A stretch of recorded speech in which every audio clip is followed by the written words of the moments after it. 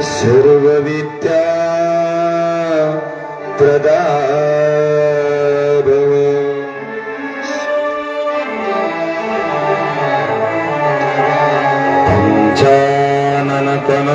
पंचाननतनुभूतानां पंचाक्षरम् अनुपमानम् पंचसूत्रकृतो वन्दे पंचाचार्यान् जगद्गुरु।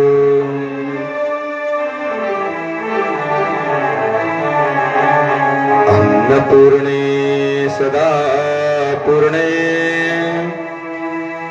शंकर प्राणवल्लभे ज्ञानवैराग्य सिद्ध्यर्थम् भिक्षां देहि च पार्वती।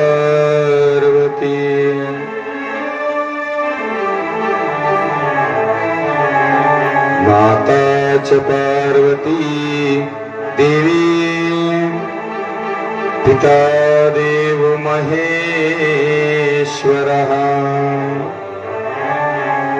बान्धवा शिवभक्ताश्च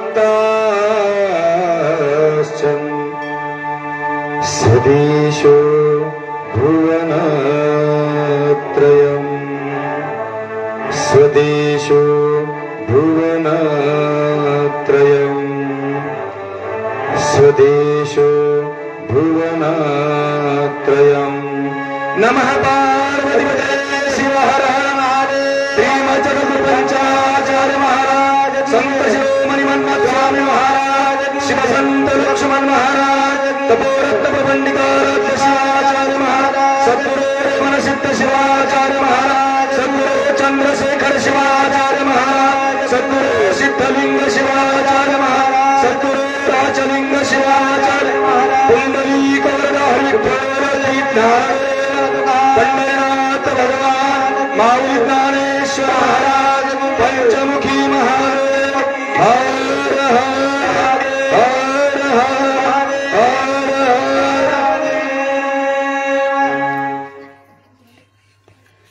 शिवलिंगोद्भव रेणुकाचार्यापासून विश्वाराध्य जगद्गुरूपर्यंत चालत आलेल्या अनादी परंपरेला अनंत वंदन करून लिंगायक्य सद्गुरु भवमूल हारक पाप निर्मूलक शिवज्ञान महोदधी तपोरत्न प्रपंडिताराध्य शिवाचार्य महाराज, लिंगायक्य सद्गुरु रेवण सिद्ध शिवाचार्य महाराज, लिंगायक्य सद्गुरु राष्ट्रसंत डॉक्टर शिवलिंग शिवाचार्य महाराज, लिंगायक्य सद्गुरु राजलिंग शिवाचार्य महाराज, सद्गुरु चंद्रशेखर शिवाचार्य महाराज यांच्या पवित्र पावन चरणाला अष्टांग दंडवत करून वेदांताचार्य शिवाचार्य रत्न सद्गुरु सिद्धलिंग शिवाचार्य महाराज, परमस्नेही सद्गुरु सिद्ध चैतन्य शिवाचार्य महाराज, परमस्नेही सद्गुरु विश्व चैतन्य शिवाचार्य महाराज, परमस्नेही सद्गुरु शिव चैतन्य शिवाचार्य महाराज यांच्याही पवित्र पावन चरणाला नतमस्तक होऊन परमपवित्र अशा भारतभूमीमध्ये आचार्य उपाचार्य पदावर विराजमान असलेल्या आचार्य सर्व सद्गुरूंच्या चरणी या ठिकाणी प्रणिपात करून मनमथादी पावनसंत महात्मा बसवेश्वर शिवसंत लक्ष्मण महाराज यांच्याही पवित्र पावन चरणाला वंदन करून माझे ज्ञानेश्वर माऊली जगद्गुरु तुकोबाराय नामदेव एकनाथ आदी सर्व संतांच्या पवित्र पावन चरणाला नमन करून वैराग्यनिधी शिवसंत लक्ष्मण महाराज यांच्या पदस्पर्शानं पुनीत पावन झालेल्या या पंचक्रोशीतील धोनवाडी शिवक्षेत्राचं अधिष्ठान स्वरूप असलेल्या भगवान पंचमुखी महादेव, तसंच महाशक्ती माता दुर्गा, तसंच दक्षिणमुखी असणारं महारुद्र दैवत आणि तसंच मार्तंड भैरव दैवत, या दैवतांना सुद्धा या ठिकाणी नमस्कार करून शिवानुभव मंडपाच्या स्टेजवर उपस्थित असलेले माहेश्वर मूर्ती योगेश स्वामी अंबाजोगाईकर, ज्यांनी तबल्याची PhD केली, नुसतं विशारद नाही तर PhD झालेली असे माझे अनुज बंधू योगेश स्वामी अंबाजोगाईकर, तसंच संगीत विशारद संगीत अलंकार लिमराज पाटील रामोरगावकर,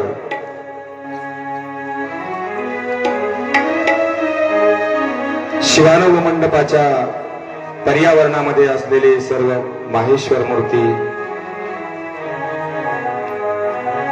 पंचक्रोशीतून आलेली सर्व सद्भक्त मंडळी, तसंच धोनवाडी शिवक्षेत्राचं जे समाज मंडळ आहे त्यामध्ये पंचमुखी महादेव जुनी कमिटी आणि नवी कमिटी, तसंच अखंड शिवनाम सप्ताहाच्या 37व्या वर्षी ज्यांनी आपल्याला शिवकथेचं अमृतपान दिलं असं असणारं सर्व शिवभक्त महिला मंडळ, त्यामध्ये मातृवर्ग आणि बांधववर्ग, तसेच माझी वैष्णव मंडळी सुद्धा या ठिकाणी उपस्थित आहे. या सर्वांच्या हृदयामधील चित्शक्तीला अभिवादन करून आजच्या या अंतिम पुष्पसेवेला आपण सुरुवात करूया.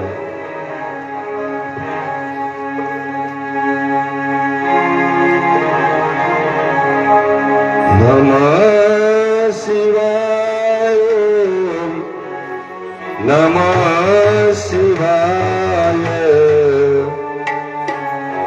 नमः शिवाय, ओम नमः शिवाय, नमः शिवाय, नमः शिवाय, नमः शिवाय, नमः शिवाय, नमः शिवाय,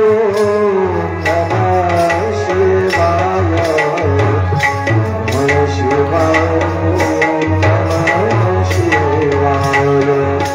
नमः शिवाय, नमः शिवाय, नमः शिवाय, नमः शिवाय, नमः शिवाय, शिवाय, नमः शिवाय, नमः शिवाय, ओम नमः शिवाय, नमः शिवाय, नमः शिवाय,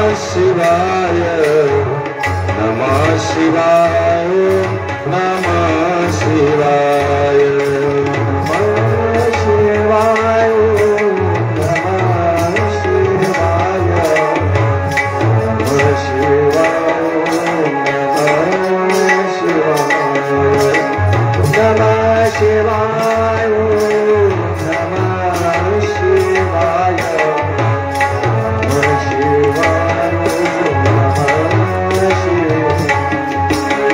नमः शिवाय,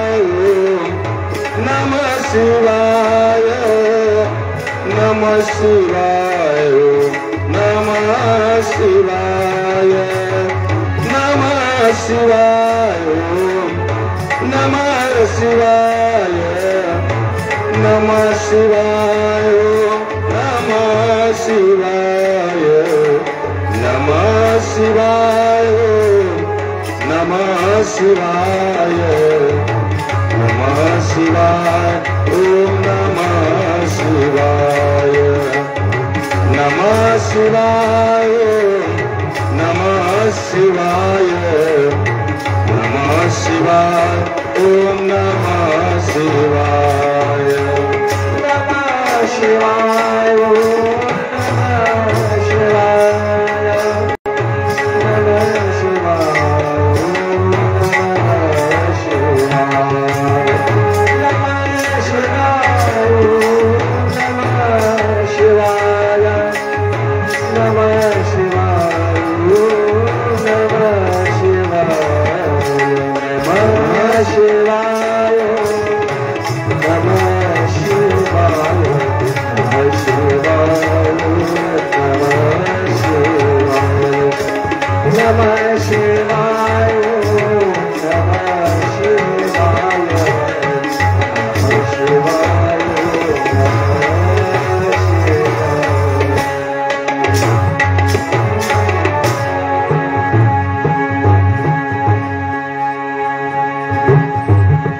कालच्या सत्रामध्ये आम्ही सज्जन माझ्या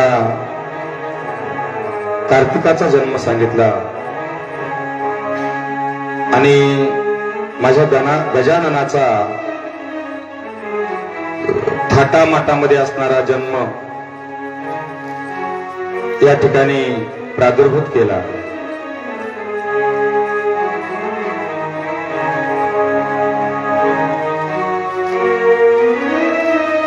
आणि ते प्रादुर्भूत करत असताना या धोनवाडी शिवक्षेत्रामध्ये 37 वर्षामध्ये अखंड शिवनामाच्या महापर्वावर आणि एक भव्य दिव्य अविस्मरणीय असणारा एक महोत्सव माझ्या गणपतीच्या आणि जन्माचा आम्ही काल विवेचन केला, सादर केला.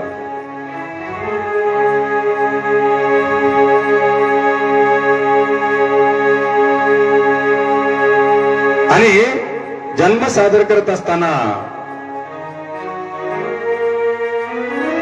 काल माझ्या गणरायावर आणि गुलालाची उधळण झाली. नव्हे गणरायाच्या बालिशपणाचा असणारा प्रसाद साकरण पार्वती शिव हर हर महादेव बालिशपणाचा प्रसाद जो काही आहे तो सुद्धा आम्हाला चॉकलेट रूपाने मिळाला. सज्जन हो,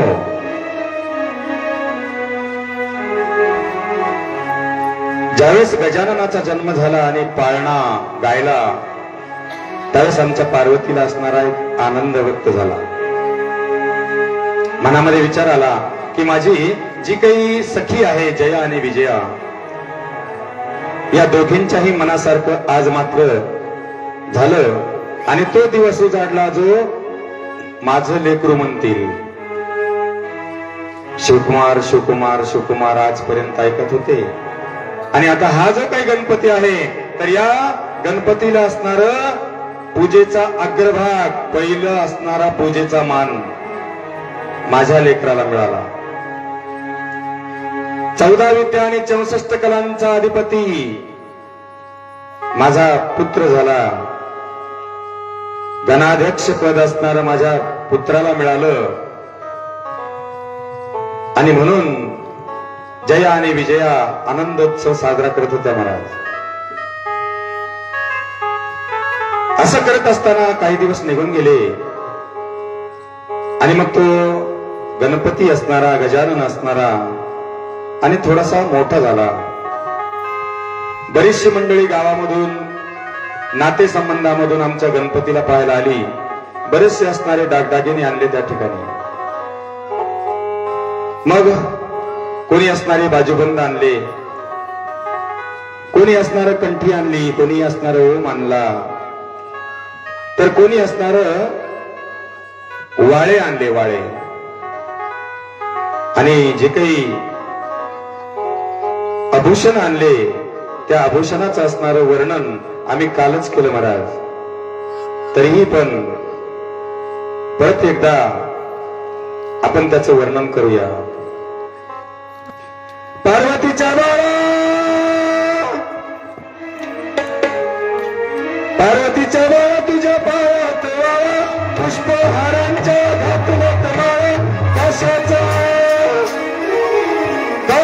आवाज गणपती माझा नाचत आला, कशाचा आवाज गणपती माझा नाचत आला.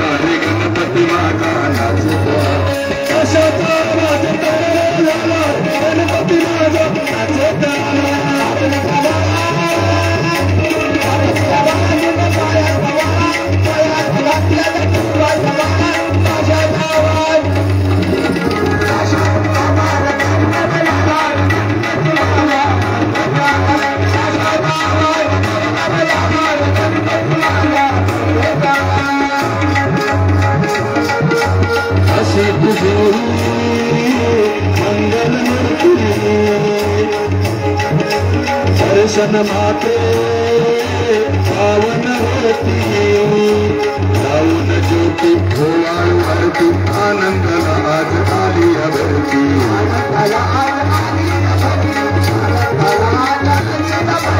सोपान करतो लय गुण बाला रे गणपती माझा नाचत आला असाचा आवाज पावला गणपती माझा नाचत आला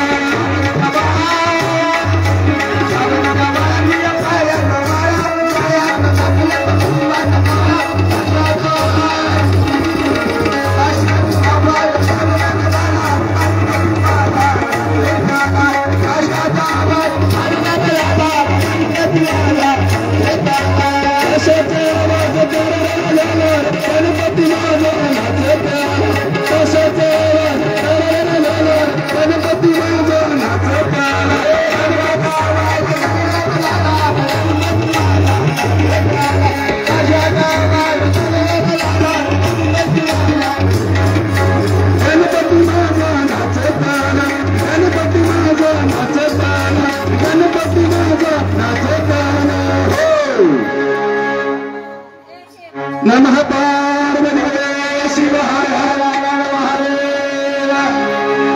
आणि अशा पद्धतीनं सज्जन हो आमचा हा असणारा गणपती पायामध्ये वाळेत चैन आहेत सर्व अंगाने भूषित रत्नांनी भूषित अलंकाराने भूषित असं हे असणार छोट बाळ गणपती रूपाचं आणि मग पावलं टाकायला लागलं नाचायला लागलं छुमछुम आवाज यायला लागला आणि त्यावेळेला मात्र माझ्या पार्वतीला खूप आनंद वाटायला लागला महाराज. लांब बाळ जायचा आणि त्याला ये म्हणून दोन्ही हात पुढे करायचे तो पळत यायचा तसंच असणारा उचलून घ्यायचं हृदयाला लावायचं चुंबनांचा वर्षाव करायचा आलाई बलाई त्या बाळाची घ्यायची आणि कोणाची नजर लागल म्हणून आपलं असणार काळा टिका आणि माझ्या गणपतीला लावायचा. अनुक्रमे 5 वर्षापर्यंत वय असणार माझ्या कार्तिकाचं होतं महाराज आणि असा हा कार्तिक असणारा बरंच काही समजू शकत होता आणि ज्ञान प्राप्त केलेलं होतं. पुढे अनुक्रमे दोघ जण एकत्र बसायचे एकत्र जेवायचे एकत्र झोपायचे एकत्र खेळायचे आणि बागडायचे आणि अशा अवधीमध्ये कधी कधी त्यांचं भांडणही व्हायचं आणि कधी कधी एकही व्हायचे लगेच. मी पहिल्याच दिवशी सांगितलं महाराज की ब्रह्मांडामध्ये जर गृहस्थाश्रम शिकावा तर माझ्या शिवापासून शिकावा.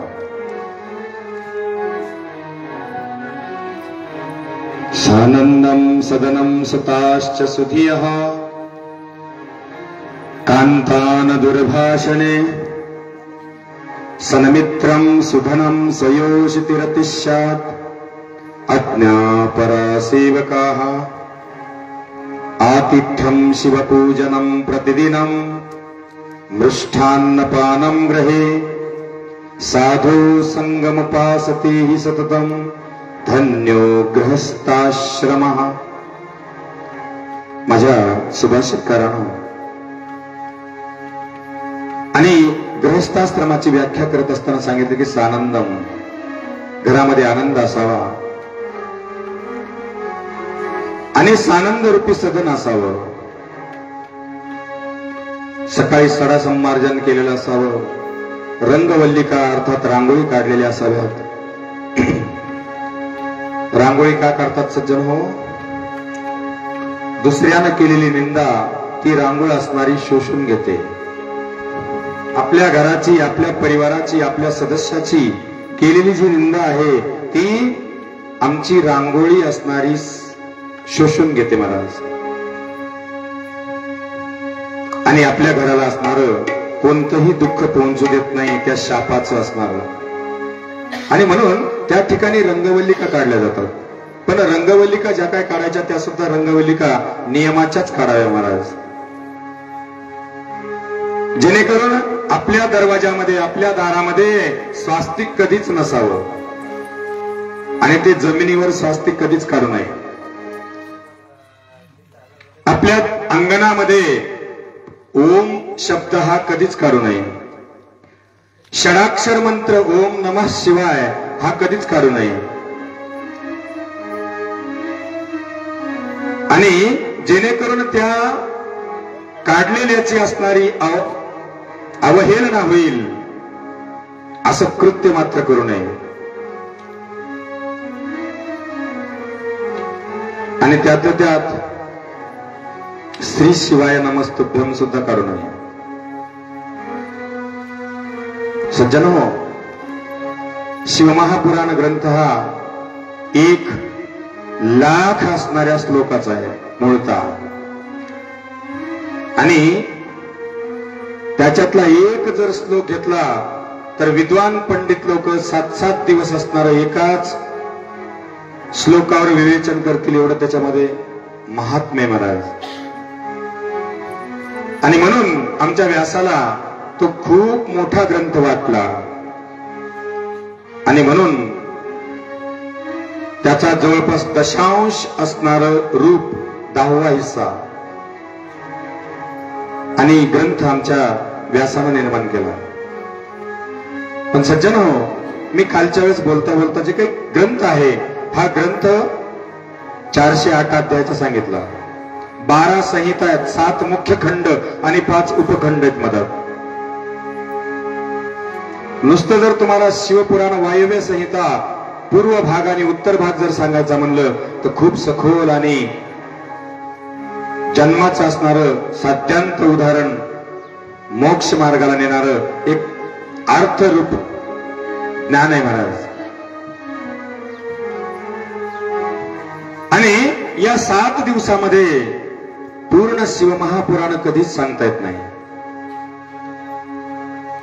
आणि म्हणून आपल्या या 7 दिवसामध्ये बरेचसे काही भाग तुम्हाला सांगायचे राहिले. त्याच्यामध्ये रुद्राक्षाची माहिती राहिली, त्याच्यामध्ये अष्टावरणामधून जे मुख्यतः मी काल सांगितलं की बाबा रे शिव महापुराण म्हणतात कशाला, तर ज्याच्यामध्ये षडाक्षर आणि पंचाक्षराची सखोल माहिती आहे त्यालाच फक्त शिव महापुराण म्हणावं.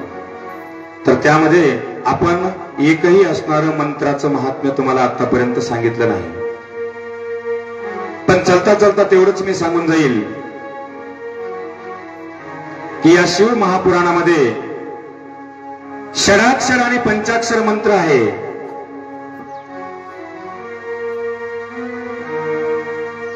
आणि कोणताही मंत्र सज्जन हो, 7 कोटी मंत्र आहेत. किती? 7 कोटी मंत्र आहेत. त्या 7 कोटी मंत्रामध्ये सर्वात श्रेष्ठ आणि सर्वात पहिल्या नंबरला ओम नमः शिवाय हा मंत्र आहे. आणि त्या मंत्रामध्ये ओंकार जो प्रणव आहे, ओंकार बोधितम तत्वम शाश्वतम शिवमुच्यते अव्यक्ता प्रकृतलीनम परम ज्योतिरनुत्तमम. सांगितलं की ज्याने ओंकाराचा बोध होतो तो साक्षात शिव आहे किंवा शाश्वत शिव आहे, त्याला ओंकार म्हणायचं. आणि जो अव्यक्ता प्रकृतलीनम, व्यक्त करण्याच्याही पलीकडे आहे महाराज. अव्यक्त चित्तासी येऊजू जाता बळे कष्टा प्रति गेले उपासक. कारण का व्यक्त करत करत करत अनेक जन्म निघून गेले महाराज, पण त्याला व्यक्त करता आला नाही. असा अव्यक्ता प्रकृतलीनम परम ज्योतिरनुत्तमम अशा शिवरूपी ज्योतीला ओंकार म्हणतात. आणि हा जो ओंकार आहे तो अकार उकार आणि मकार या 3 मात्रांचा आणि अर्ध मात्रा जी आहे ती मायाशक्ती रूप बनून प्रणव बनला, त्याला प्रणव म्हणायचं. आणि प्रणव या शब्दाचा अर्थ आहे की भक्ताची नाव पैल तीराला नेणारा आणि भवरूप समुद्र नष्ट करणारा त्याला प्रणव म्हणायचा. आणि असा हा प्रणव लावल्याशिवाय कोणताच मंत्र परिपूर्ण होत नाही, लक्षात ठेवा. आणि माझ्या शिवमहापुराणामध्ये फक्त 2 मंत्र दिलेत पूर्ण शिवमहापुराणामध्ये. एक माझ्या संध्येचं चारित्र्य तुम्हाला सांगायचं राहिलेले, जी वसिष्ठाची पत्नी अरुंधती बनली, तिचं चारित्र्य शिवमहापुराणामध्ये अनेक कथा आहेत. पण त्या संध्या नावाच्या स्त्रीला आणि ज्यामुळं पुनर्जन्म मिळाला आणि दुसऱ्या जन्मामध्ये मागच्या जन्मामध्ये केलेल्या जपामुळं, त्या मंत्रामुळं वसिष्ठ नावाचे ऋषी पती मिळाले, अशी ती असणारी संध्या. आणि त्या संध्येनं दुसरा मंत्र जपला, ओम शंकराय नमः ओम. ह्या 2 मंत्राच्या व्यतिरिक्त मी माझ्या ग्रंथावर हात ठेवून सांगतोय, दुसरा मंत्रच आमच्या शिवमहापुराणामध्ये नाही. आणि एक लक्षात ठेवा सज्जन हो, आपण जो मंत्र म्हणतोय, गृहीत धरा, सर्व मंगल मांगल्ये सगळ्यांना पाठ आहे, पण जोपर्यंत आपण त्याला प्रणव लावत नाही, बीज, तोपर्यंत कोणताच मंत्र परिपूर्ण होत नसतो, हे ध्यानात ठेवायचं. आणि कदाचित एखाद्या वेळेला श्रीराम होईल, श्रीकृष्ण होईल. कारण का, मायेच्या आतमध्ये असणारे 2 अवतार आहेत. रामाचा जन्म आमच्या कौशल्यकडून झाला मायेच्या आतमध्ये, आणि आमच्या कृष्णाचा जन्म देवकीपासून झाला, मायेपासून झाला, लक्षात ठेवा. आणि म्हणून श्रीकृष्ण म्हणता येईल, श्रीराम म्हणता येईल, पण श्री शिव कधीच म्हणतात नाही, ध्यानात ठेवायचं. आणि म्हणून परब्रह्मरूपी निराकार तत्व जे आहे तो शिव आहे. आणि पहिल्याच दिवशी मी सांगितलं की साकार रूप जे आहे तो शंकर आहे. आणि निराकार परब्रह्म जे आहे, शिव या शब्दाची व्याख्या, शिव म्हणजे कल्याण करणारा. शिव या शब्दाचा अर्थ मी दुसऱ्या दिवशी सांगितला. पण असा जो शिव आहे तो निराकार परब्रह्म आहे. आणि निराकार निरंजन वासामध्ये राहणारा, परब्रह्म असणारा, सर्व जगाचं उत्पत्ती स्थान असलेला, स्थिती स्थान असणारा आणि संहार स्थान असणारा, सर्व ब्रह्मांड त्याच्यामध्ये विराजमान राहणारं, लोपही त्याच्यातच पावणारं, उत्पन्नही त्याच्यातूनच होणारं, असं हे परब्रह्म तत्व जे आहे, निराकार परब्रह्म, तो शिव आहे. आणि त्या शिवाच्या अगोदर स्त्री शब्द कधीच लागत नाही, मला ध्यानात ठेवा. का? भगवान शिव ऊर्ध्व मायेला आपल्या अंगामध्ये अर्धांग रूपानं स्थापित करू शकतो, पण जे परब्रह्म तत्व आहे हे मायेच्या अधीन कधीच होत नाही, ध्यानात ठेवायचं. जसं पुरुष आहे तर त्याची सावली आहे. सावली ही पुरुषावर आधारित आहे. पुरुष नसेल तर सावली नाही राहणार. पुरुष असेल तर, पुरुष नसेल त्या ठिकाणी तर सावली नाही राहणार. आम्ही एखाद्या वेळेस अंधारात गेलो आणि बसलो घरात, कुठे गेली सावली? आमच्या शरीरामध्ये विस्थापित झाली. पण ते जर आम्ही उन्हामध्ये आलो तर तीच सावली आमची प्रतिछाया, प्रतिकृती रूपानं बाहेर पडते आणि तिला माया म्हणावं, तिला अविद्या म्हणावं, तिला शक्ती म्हणावं, तिला प्रतिकृती म्हणावं. तसं परब्रह्म जे आहे, शिव परमात्मा जो आहे, त्याच्या आतमध्ये शक्ती आहे, पण तो शक्तीच्या अधीन नाही, हे ध्यानात ठेवा.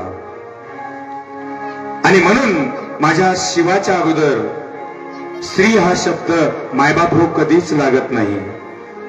तसं जर पाहायला गेलं तर आमच्या शिवसहस्त्रनामामध्ये किंवा आमच्या विष्णू सहस्त्रनामामध्ये सांगितलं की अनंत नामे अनंत रूपे. बघा हरिपाठामध्ये दिलेला शब्द आहे. तुम्ही कोणत्याही मंत्राचा तुम्ही जप करा, त्याचं घेणं देणं नाही आम्हाला.